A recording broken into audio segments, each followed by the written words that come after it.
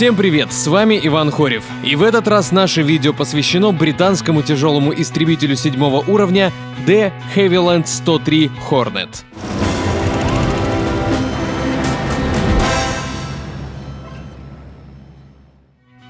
Мы уже оставили позади машину De Havilland 98 Mosquito.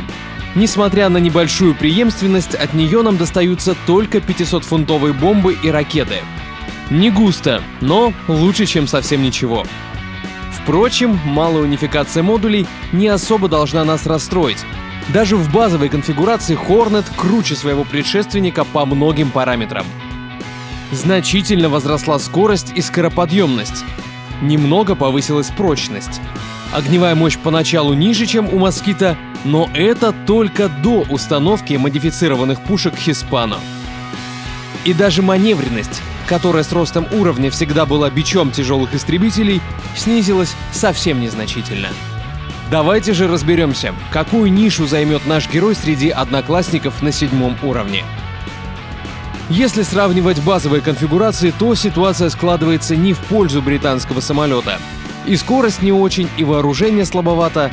Однако, по мере прокачки, самолет из гадкого утенка превращается в прекрасного лебедя, а точнее, стремительного шершня.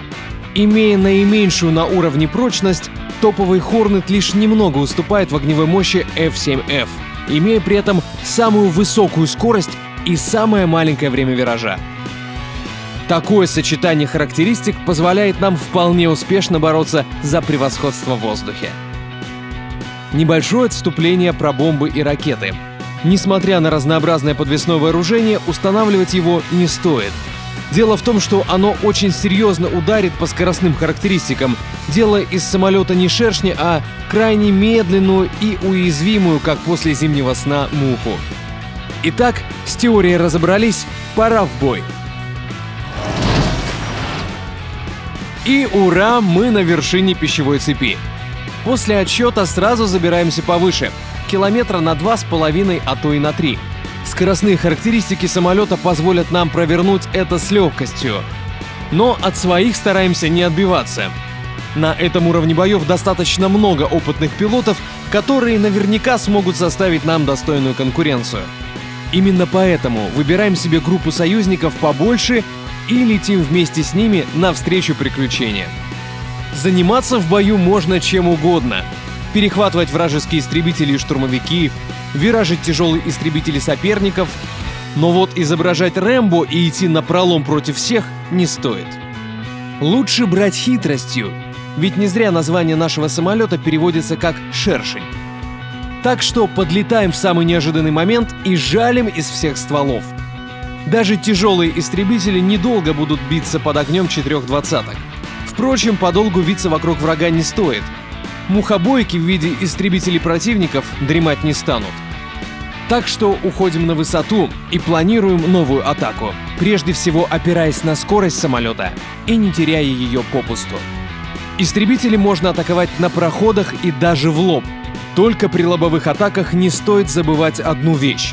Наш самолет укомплектован 20-миллиметровыми пушками, которые начинают эффективно поражать цель примерно с 500-600 метров. Так что лететь на противника с дальнобойным вооружением не стоит. Также можно ожидать и летящие в лоб ракеты, поэтому нужно быть готовым к уклонению. Кстати, вполне успешно запускать ракеты в лоб можем и мы. Это довольно непросто, но стоит того, чтобы попробовать. С тяжелыми истребителями и штурмовиками также следует быть настороже. Невысокая прочность может сыграть плохую шутку с Хорнетом. Да и Михалыч способен неслабо потрепать наш самолет. Поэтому стараемся подлавливать тяжелые истребители в момент атаки союзника, а штурмовики перехватывать, когда те заходят на цель.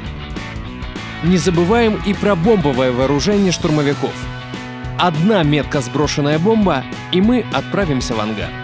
Ну, а если же мы сами возьмем на борт подвесное вооружение, то и тактика наша меняется на корню. Пока все бомбы не будут сброшены, а ракеты отстреляны, вступать в бой с авиацией противника будет сродни самоубийству. И если уж говорить совсем серьезно, то уничтожение сарайчиков и точек ПВО — это не совсем благородное для тяжелых истребителей дело. Естественно, если рядом нет союзников, которые так нуждаются в нашей помощи, а полоска преимущества соперника неуклонно растет, тогда можно. Но очень осторожно. Хорнет далеко не лидер по уровню огневой мощи, и это надо помнить. А иногда бывает и так, что забрасывает воевать и на дно списка. Но это не беда, потому что и тактика, и роль наша сильно не изменится.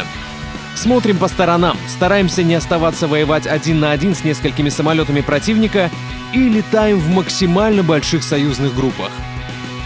Характеристики у нас такие, что при достойной поддержке мы можем вполне успешно противостоять даже реактивному 262-му мессеру. Главное — уворачиваться от атак и ловить противников в самых неудобных ситуациях. Ну а дальше огонь из всех орудий. Теперь можно и подвести итог. De Havilland 103 Hornet однозначно понравится любителям бумзума и скоростных атак. А тем, кто бумзумит еще не очень хорошо, он поможет отточить эту тактику до совершенства.